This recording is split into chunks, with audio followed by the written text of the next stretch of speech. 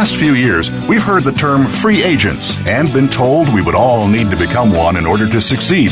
The recent economic structures have helped to promote this concept as reality. Where do we get the tools to take control of our career path in the present and future? Welcome to The Career Confidant with your host, Marie Zimenoff. Marie and her guest experts are here to provide you with the tools you need to move forward and achieve your career goals. Now, here is Marie Zimenoff. Hello, and welcome to The Career Confidant. We're excited that you've joined us here today.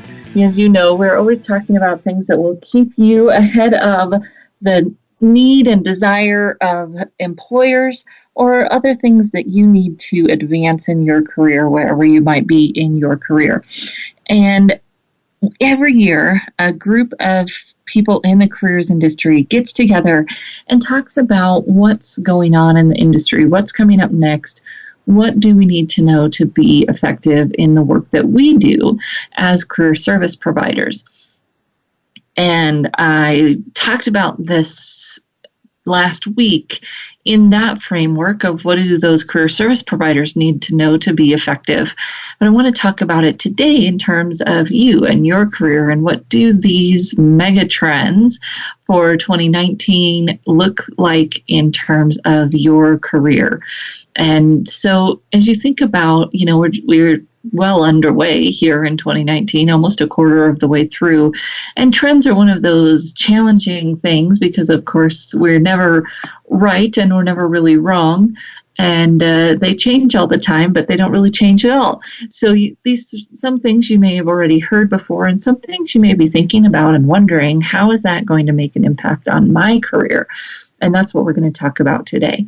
So the Career Thought Leaders Group, as I said, it gets together a group of professionals in the careers industry. So coaches, resume writers, people at universities, people who work in independent practice, people at workforce centers around the U.S., and also people in those types of roles in Europe. And I did get some information this year from one of our contacts in Australia, although we weren't able to get a group together in that region for the entire event. We've got some data from there that we were included in our report. So we got a lot of information from the US, some from Canada, some from Europe, in terms of what's going on in careers and how is this impacting careers. Now, Career Thought Leaders is a group of professionals, so it's a kind of a professional association for career service providers. And, it's really about people who want to be on the front edge, thinking ahead and knowing what's going on in the front of an industry that really moves really quickly, and a lot that is going on in this industry. This year, we looked at how our industry and how careers are shifting according to 6 kind of mega trends or big global trends that we saw happening in the world, not only in the world of work, but they're impacting the world of work for sure. So we looked at generations, how are generations in the workplace, and of course with Generation Z starting to enter the workplace, this has been a conversation for the last couple of years. How will 4 generations work together in the workplace, and what does that mean for how work will shift? We looked at the gig economy. A lot of the data said that by 2020, 40% of us would be in the gig economy. So is that happening, and what's that doing to our work? And what does that look like?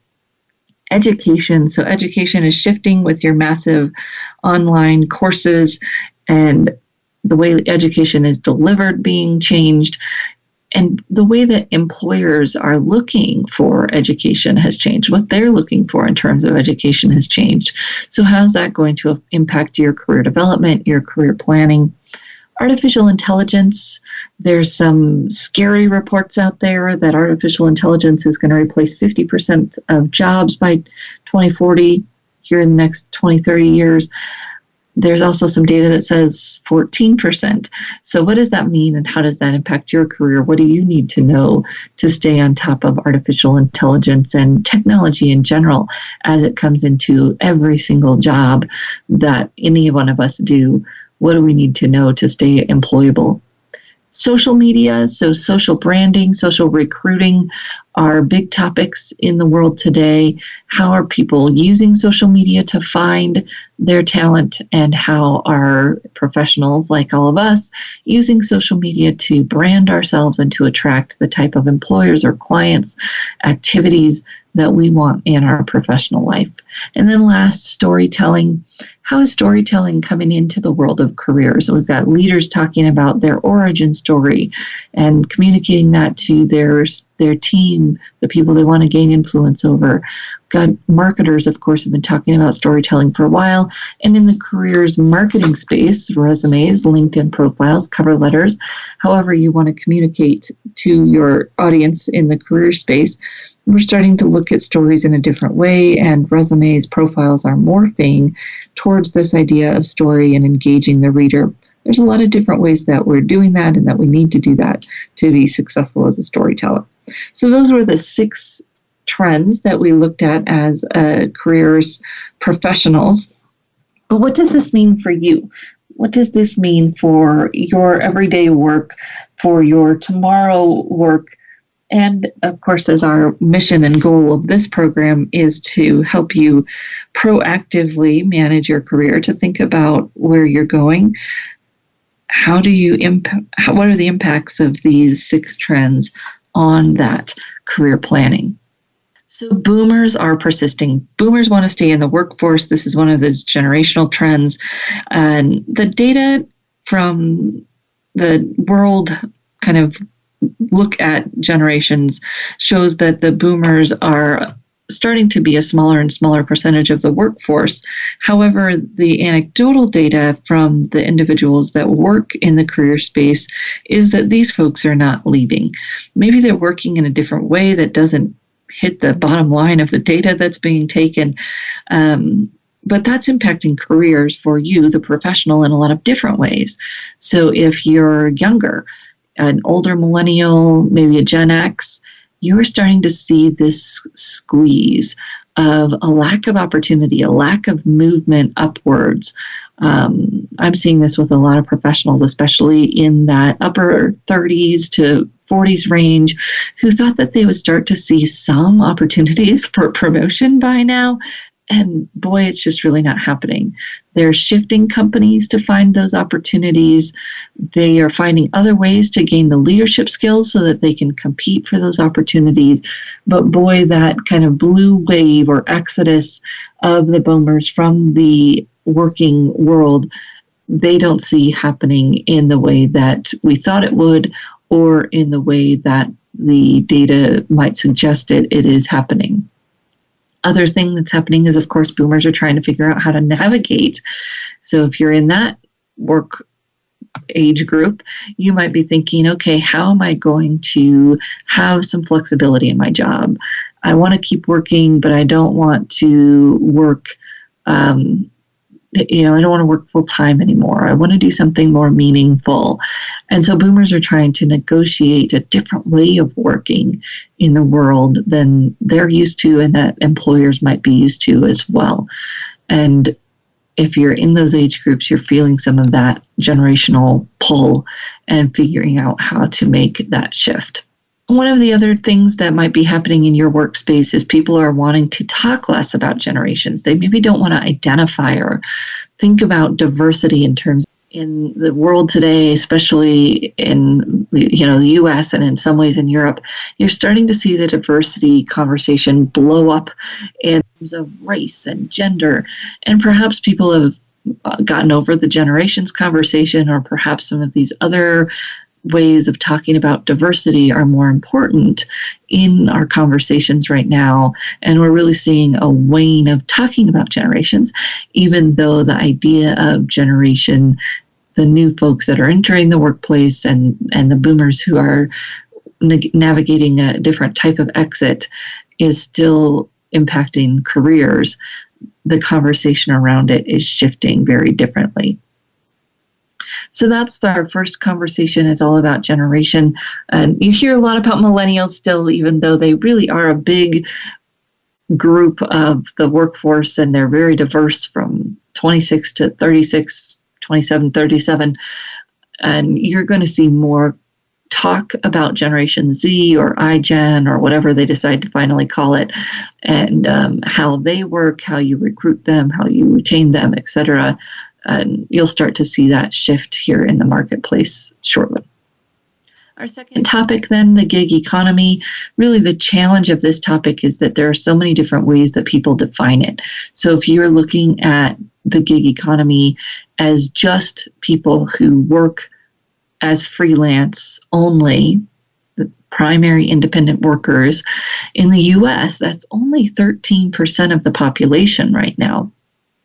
However, if you combine that with people who are supplemental independent workers, so maybe they have a gig type of job on top of a regular job, the whole side hustle, then you get up to close to 30%. So remember that data saying that by 2020, we'd be closer to 40%. It's going to have to take a big old jump to get there. And that's a combination of independent freelancers and people who are doing it as a side gig on top of their work. So it's probably not as big as we might think it is, or people might talk about it is, because it's this combination of folks. 43% of us are still traditional workers, that if we're in the working age, and then 30%, this may be the bigger surprise, 30% of working age folks are not employed. And some of this goes to the trend right now for moms and dads sometimes, more often now, to stay at home and not be in the workforce during that period of.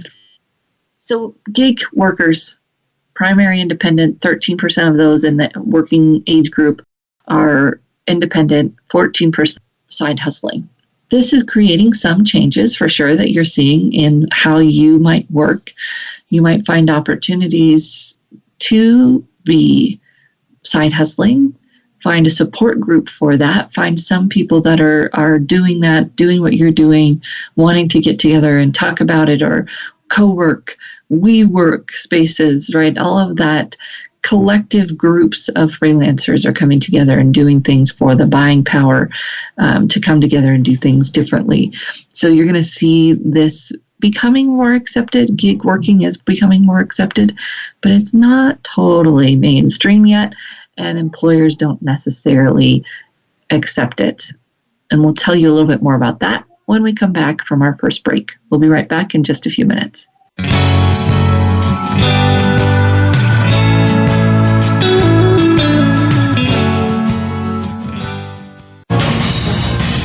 Voice America Business Network, the bottom line in business. You know that the career landscape has changed and that you need to be proactive about managing your career. You can have the foresight, skills, and confidence you need to take charge of your career and seize opportunities. A strategic advantage and career expert, Marie Zimenoff has helped thousands of leaders like you get focused, get found, and get hired. Visit getcareersmart.com to find out more. That's getcareersmart.com or call 800-521-2080 to schedule your complimentary consultation. You hear about it all the time. Compromises, destructive malware, major breaches. You can't turn on the news without hearing about the latest cyber event. Learn more about cybersecurity, how it has become one of the most significant threats to our national security, and the battle experts undergo every day on your behalf to protect you, your families, and your data. Task Force 7 Radio with host George Reedus is the voice of cybersecurity around the world. Tune in live every Monday at 8 p.m. Eastern Time, 5 p.m. Pacific on the Voice America Business Channel. Follow us on Twitter at VoiceAmericaTRN. Get the lowdown on guests, new shows, and your favorites. That's VoiceAmericaTRN. From the boardroom to you, Voice America Business Network.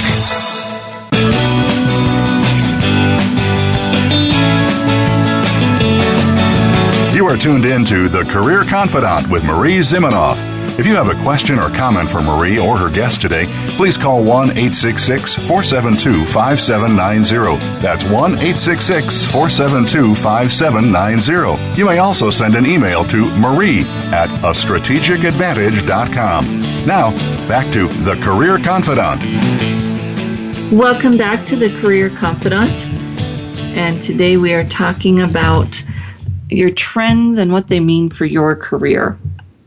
So, as we've been talking about this, this gig economy, the young people in the audience are probably going, yep, that's what we do, right? We hop, we need to get somewhere, we go, we side hustle to get the skills that we need or to get the money that we need because the cost of living has gone up, but wages haven't in a lot of places. So millennials, that age group, 27, 37, they think job hopping's fine. The challenge is that lots of employers still don't. And, I would bet that even millennials who are in hiring roles may not find themselves thinking about job hopping as positively for hiring as they do in their own career. So 16% of companies with 16% of companies with 1,000 employees or more say that they'd be open to hiring someone who they consider to be a job hopper. So we're doing it. 37% of people have a side hustle, but it's not something that employers really want to talk about yet or manage. So people are kind of doing it under the table. They're doing it on their own time. They are keeping those two work worlds separate. We did a whole show on this a little while back on how to have a side hustle without ruining your career, because you probably aren't going to announce it. It's not something that you're going to talk about a lot and find that warm reception at your office place about that idea. So if you're doing it, obviously you're trying to figure out how to walk those two worlds. If you're thinking about starting a side hustle, just know it probably won't be considered as positively at work as you might think, given its popularity. If you're in this area, you're probably also struggling with how do you tell the story? So you've been job hopping or gig working, and now you want to move back into the workplace. The good news for you is that some of our career professionals have found that it is easier now than ever before. Lots of this is probably due to the talent shortage, but it is easier to go from job hopping or side hustling or entrepreneurship into a company. That used to be a pretty challenging transition, and it's gotten a lot easier, which is nice. You still need to be able to tell a story that matters to that audience, pull the pieces together, draw the common thread, minimize the job hoppiness as much as possible on your resume, because of course we know that it's common and yet still not something that's going to be a good selling point for you. So make that story sing. Pull it together. Think about your audience. Tell a cohesive story, not a bunch of different stories, and try to have the reader pull them together. They're not going to do that for you. You might list your contract work all as one kind of job entry and talk about the projects as bullets instead of each as separate jobs. Find ways to make it look as cohesive as possible, because you are doing those gigs, you're doing those side hustles, but that's not going to be something that you want to market unless you're applying to a more entrepreneurial type of position or company, or someone who wants you to work as a 1099. Then, of course, highlighting the fact that you've already done that, that you're comfortable with it, that you can manage that, is going to be a positive for you. You have to really think about that audience and what your gigs mean to them, not necessarily what we think might be neat about them or neat about that experience. So pulling together that story and really marketing yourself appropriately for the audience is going to be important if you're trying to make a shift, especially from one type of work to the other. Do you put your side hustle on your resume or not? That really depends. Is it building a skill set that's critical for your next job? Is it filling a gap in your resume that's a big enough gap that we need to fill it with something that may not be necessarily relevant? If it's an interesting thing, but it's not your main gig, it may not be on your resume. If you're selling Mary Kay on the side, but you're in HR, your HR resume probably isn't going to include that Mary Kay business, unless for some reason you've got a big gap that you want to fill, and then you're going to talk about the most relevant aspects of that position as possible to your future position. It's your job to tell the story, to think about the audience, and to tell the story in a way that really matters to them. Our third area is education. Again, education really shifting with the way that it's delivered, with the way that people expect to consume education, and in the way that employers are at least talking about degrees at this point. So big companies have gone on record saying that degrees aren't as important. They are saying if you have the skills, if you can demonstrate you have the skill, you may not need that degree.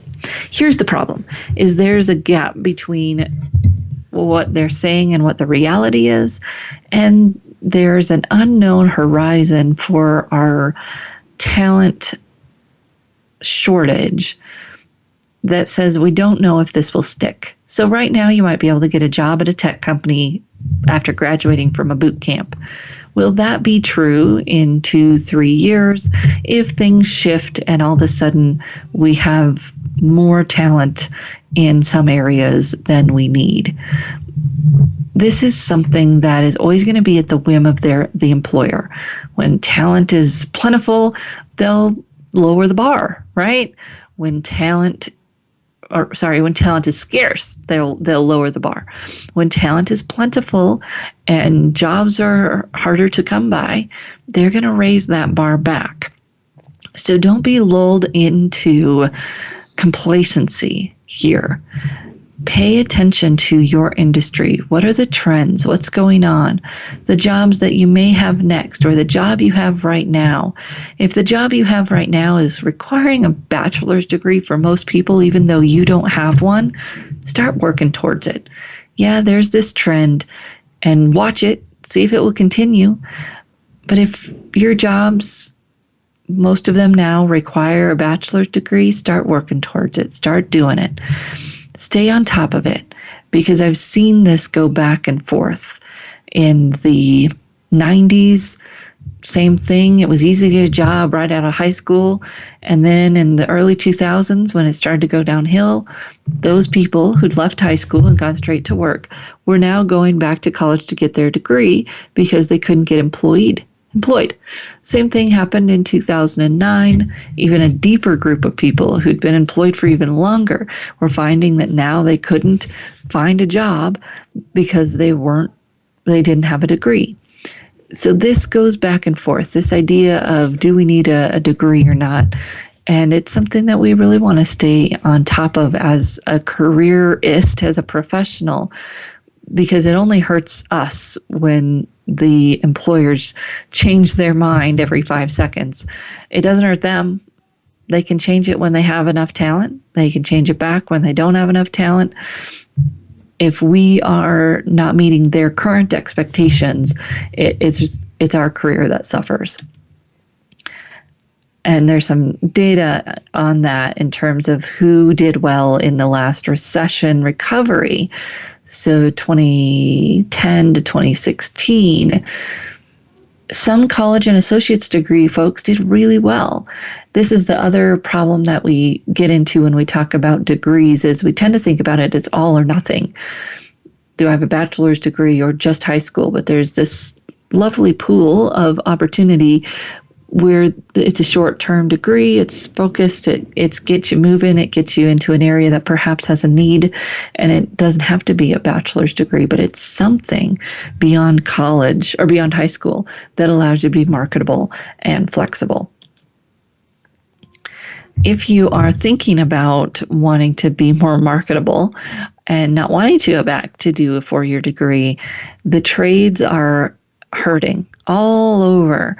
In Europe, in the US, in Australia, the trades are hurting, and apprenticeship programs, policies, money and boot camp types of things in more techie world, the whole area of short-term education, hands-on work that can't be as computerized, can't be outsourced, can't be overseas, those types of jobs are booming. Welding, which, robots have been able to do some of that for a while, but they're still going to need welders, operators for those machines. One of my local business owners was talking about carpet layers.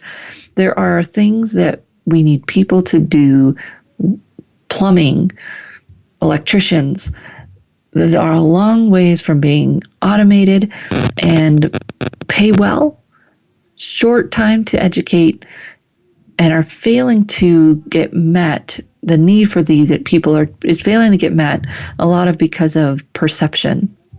They're blue collar, they're not educated, whatever it might be, false perceptions that get in the way of people going into these worlds, and perhaps some historical issues that people in those fields have had that maybe they would have again. But guess what? People in every field has those ups and downs, not any more than any others.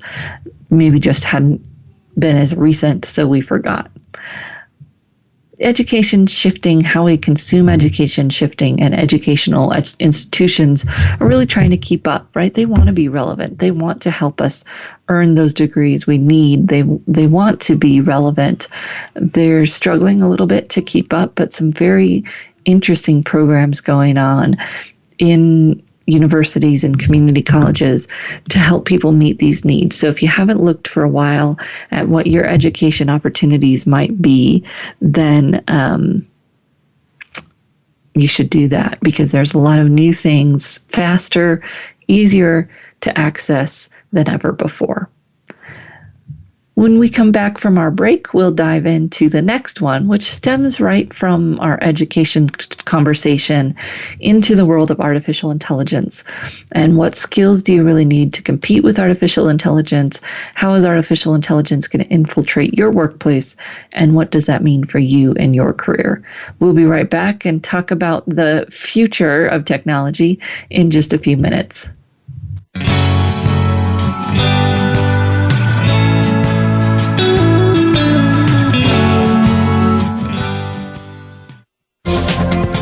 The business community's first choice in Internet Talk Radio, Voice America Business Network. You know that the career landscape has changed and that you need to be proactive about managing your career. You can have the foresight, skills, and confidence you need to take charge of your career and seize opportunities. A strategic advantage and career expert, Marie Zimenoff has helped thousands of leaders like you get focused, get found, and get hired. Visit getcareersmart.com to find out more. That's getcareersmart.com, or call 800-521-2080 to schedule your complimentary consultation.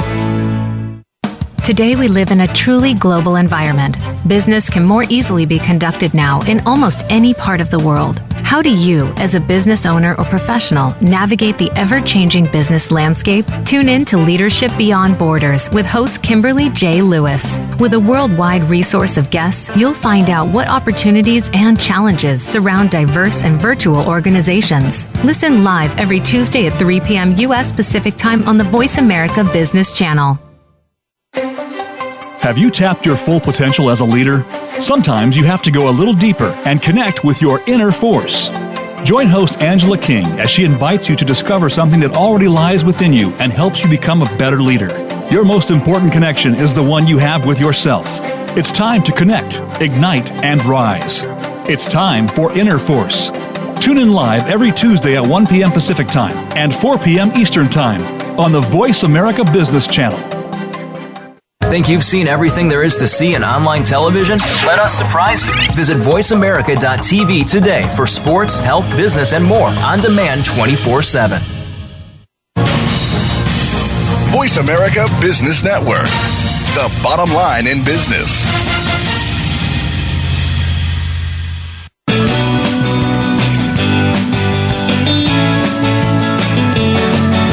You are tuned in to The Career Confidant with Marie Zimenoff.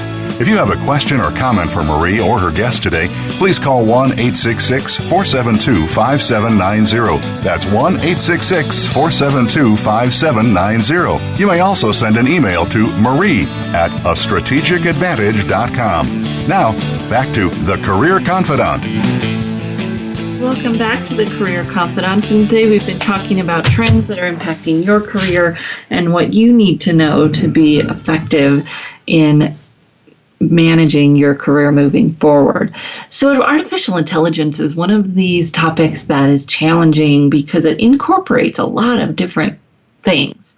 So when people are talking about chatbots, that's artificial intelligence. When people are talking about machine learning, when people are talking about, robotics and robots doing things for people, thought-controlled gaming,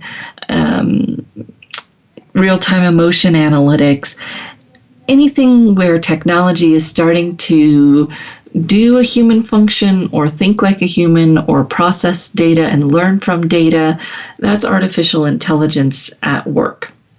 And as I said, there's some real disparity in terms of how much of your jobs is artificial intelligence going to take or replace. There's some data that says 14%, there's some data that says 50%, very alarming to probably pretty normal churn in jobs. It's what's right, what's wrong. All I can say is that it really doesn't matter if it's technology is going to replace jobs, because it's also going to create jobs. And a lot of data also says that yes, it's replacing jobs, but it's creating perhaps more than it is replacing.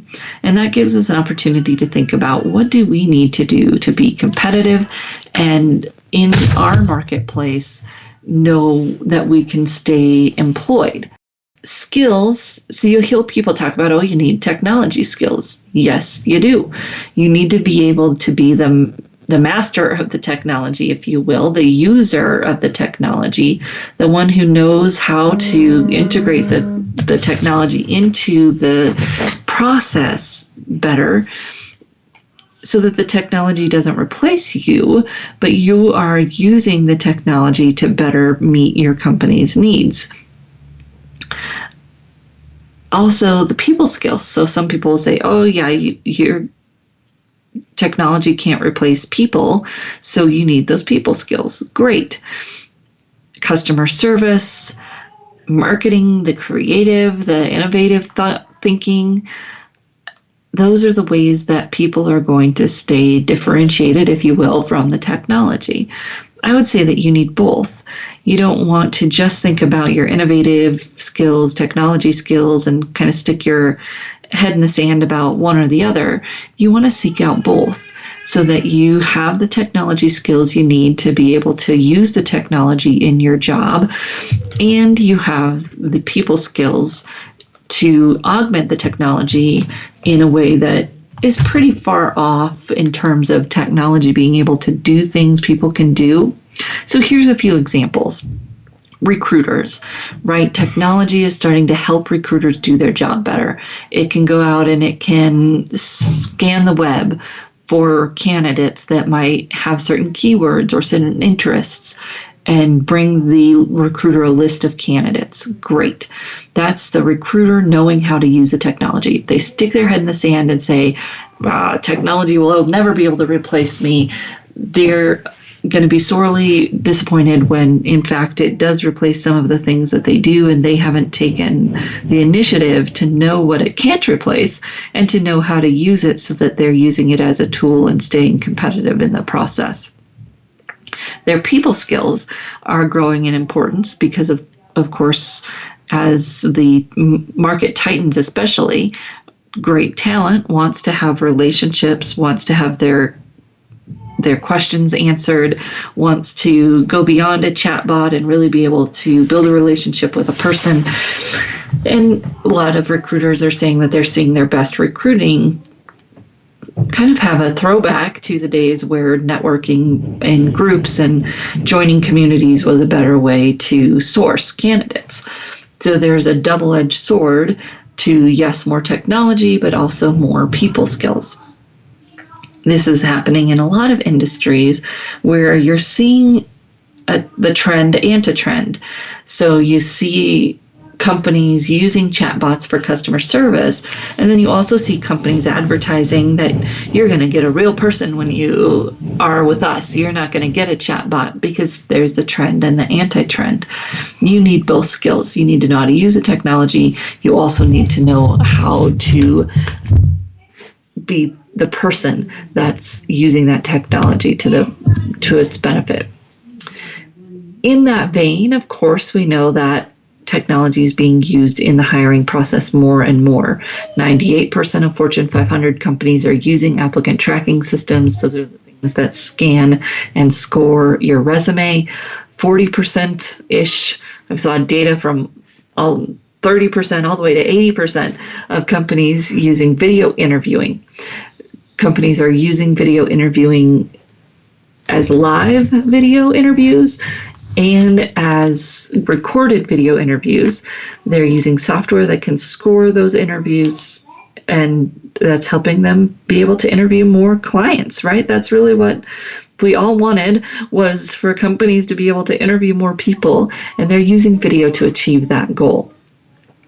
33% of you are using artificial intelligence of some kind somewhere in the hiring process. So that might be in sourcing or finding candidates, might be in the video, might be in the applicant tracking systems, because applicant tracking systems are now using machine learning to be smarter at reading and scoring resumes and trying to get the best candidate.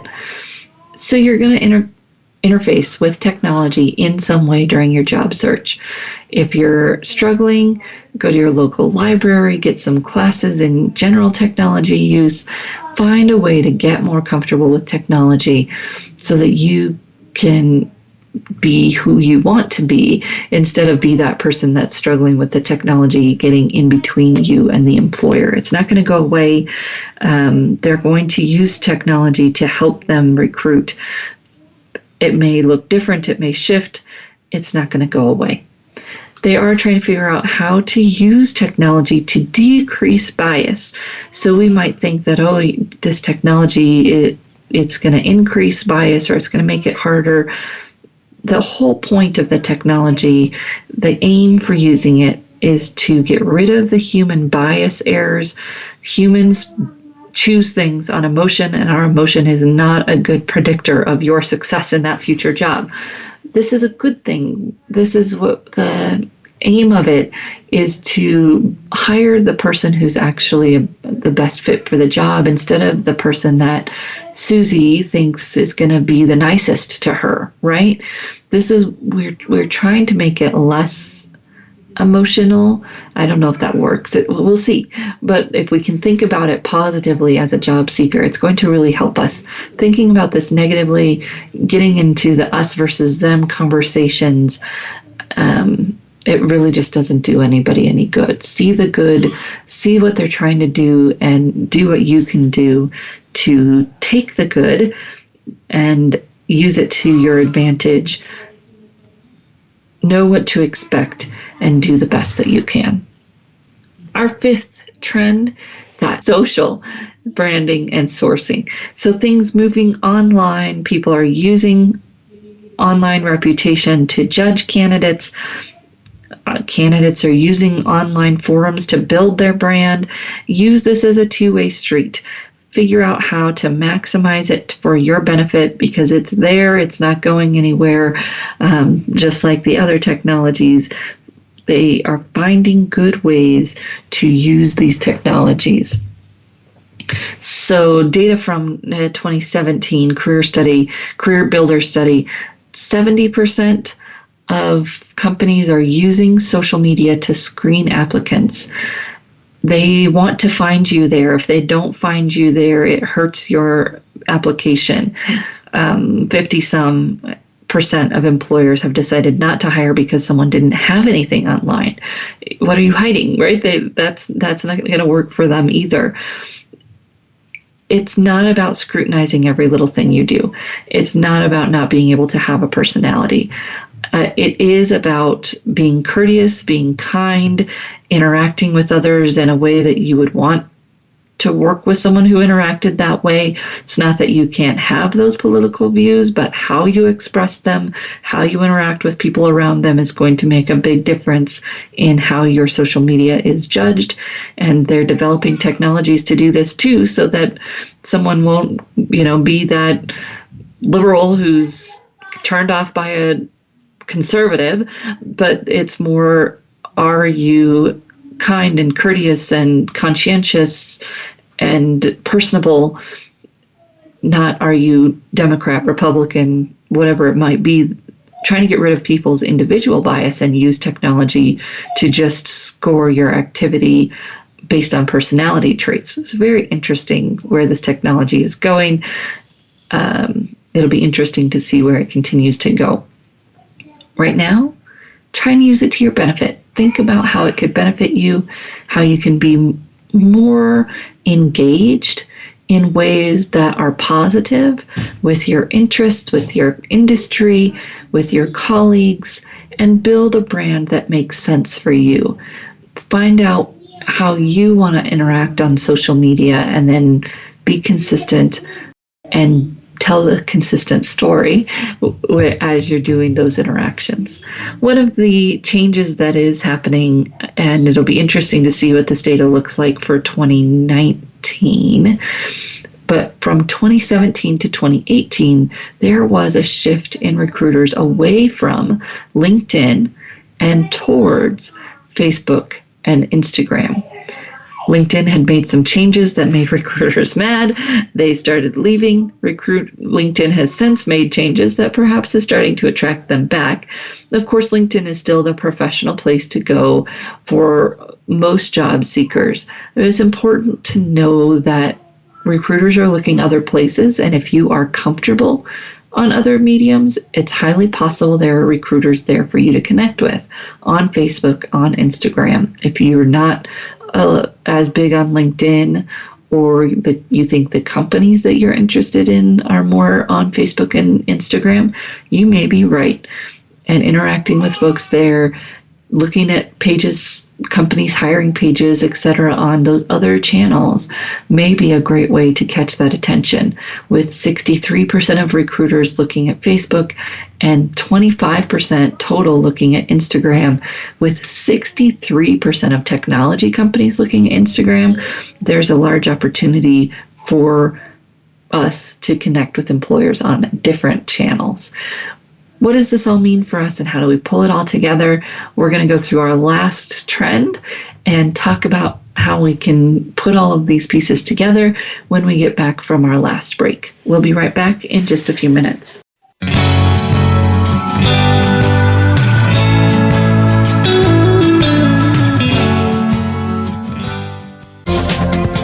The business community's first choice in Internet Talk Radio.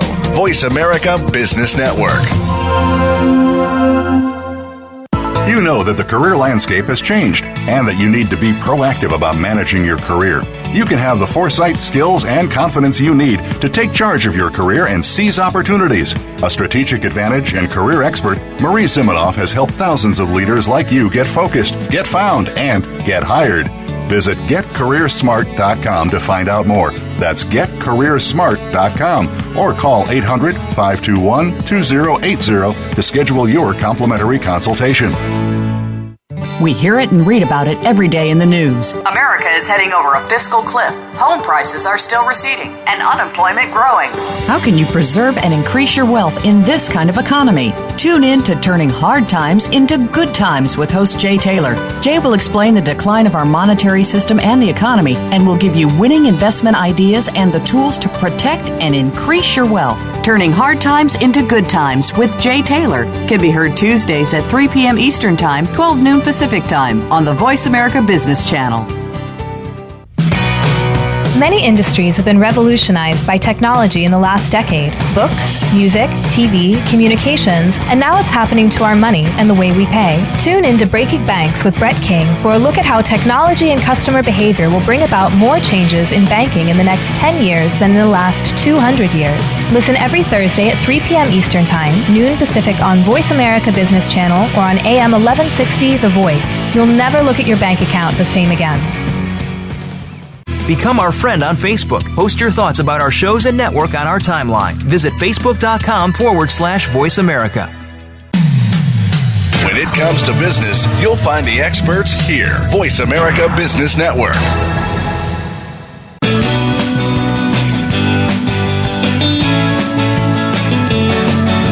You are tuned in to The Career Confidant with Marie Zimenoff. If you have a question or comment for Marie or her guest today, please call 1-866-472-5790. That's 1-866-472-5790. You may also send an email to marie@astrategicadvantage.com. Now, back to The Career Confidant. Welcome back to The Career Confidant. And today we've been talking about trends in the global space, so not just in employment, but trends in how we work and how those are going to impact our jobs. So the last one that we were just talking about was social branding and social recruiting.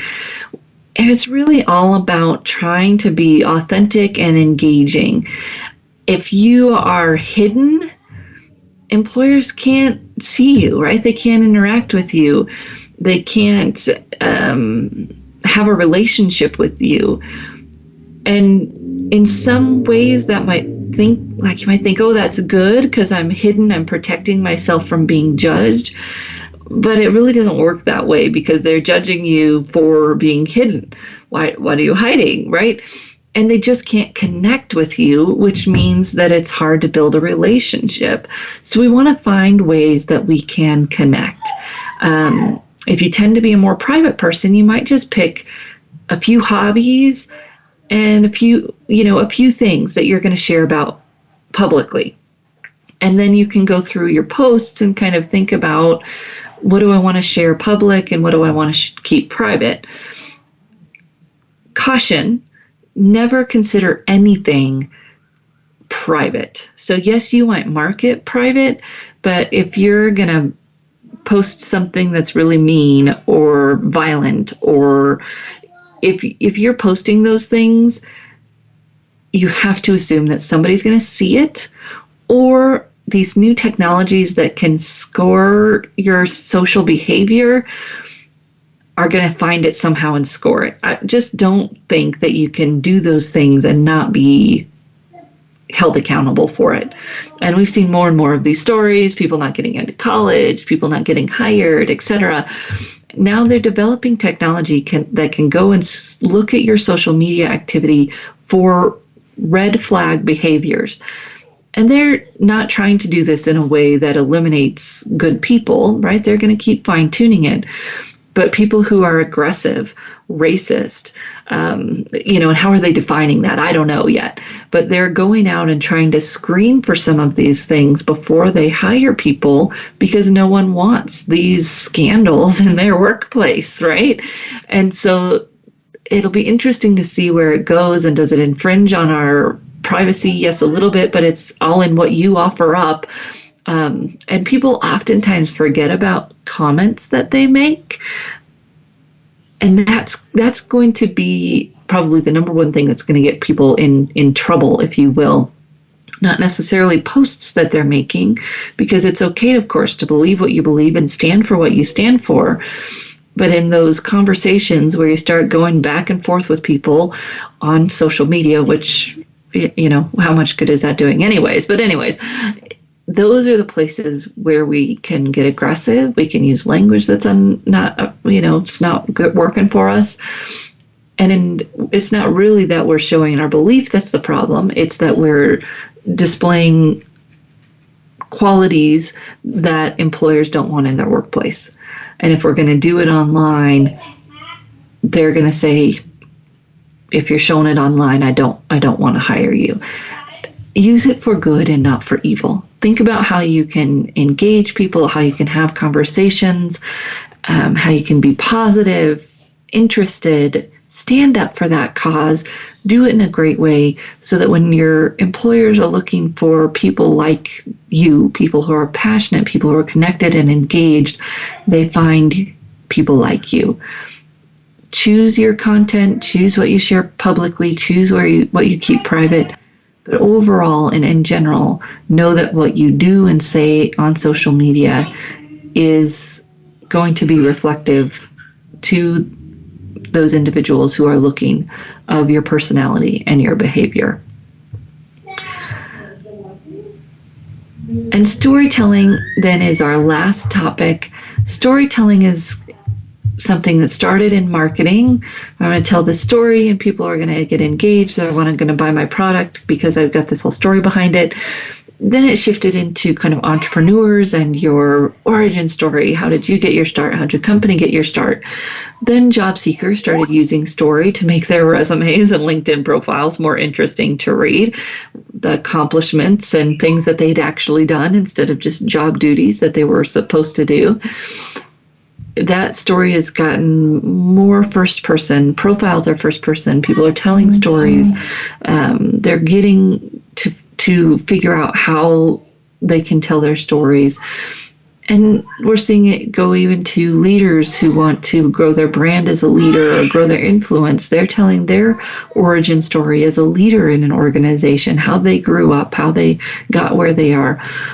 So you're seeing story being used in a lot of different ways. The challenge is you've got to know your audience and you've got to tell a story that connects. It's not just about story. It's a story that connects with the audience, that proves your point, that helps them see what you're trying to say. Do it quickly, get to the point. The story can't just be a ramble. We have to have some coherence to it, and we have to know our audience. Some audience wants the data first and then the emotion story to back it up. Some audiences want the emotion and then some of the data woven in, right? So you've got to know your audience and tell a story that makes sense to them. Rambling is not storytelling, and it won't help you very much.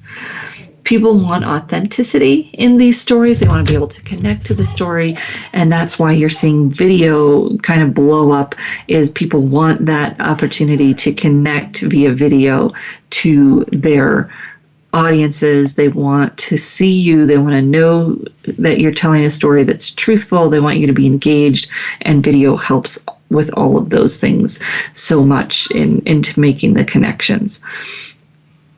And videos, it's interesting. LinkedIn rolled out their live video, even though live video never really did very well on Facebook. It'll be interesting to see where it goes. What will you use that for? Do you need to use it for anything? What makes sense for your career? But don't be afraid to try some video, share some video, do some PowerPoint voiceover videos, something that might show your expertise, that might give some interesting information to people in your target audience. Video resumes where it's, I did this and then I did that. No, but video resumes in terms of demonstrating your expertise somehow, presenting information, that can work. That can make it, that can be interesting. Think about what types of videos you'd want to watch from people in your industry. How would you want to hear what's going on, or the new, the latest, the greatest? That's what you want to think about. Not just how you can make those connections in your own life, but how does it connect to your audience? And the whole idea of a video resume never really took off because people didn't know what to put into it, and then you didn't know what you were going to get when you were listening, and really no one wants to just listen to a regurgitation of a resume. An origin story can work, but it's got to have appeal to the audience. It's got to have some kind of purpose to that audience. So telling your story, especially in your LinkedIn profile, your resume, why are you important to your audience? How do you connect those dots? And how can you make sure that people know who you are and know what you can bring to whatever it is that you're trying to accomplish? So those are the trends that are impacting your career. And of course, we're always going to be here on the Career Confidant to give you the tools that you need and resources that you need to stay on top of these trends and successful in your career.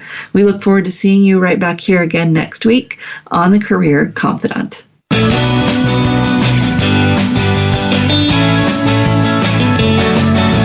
Thank you for listening to The Career Confidant.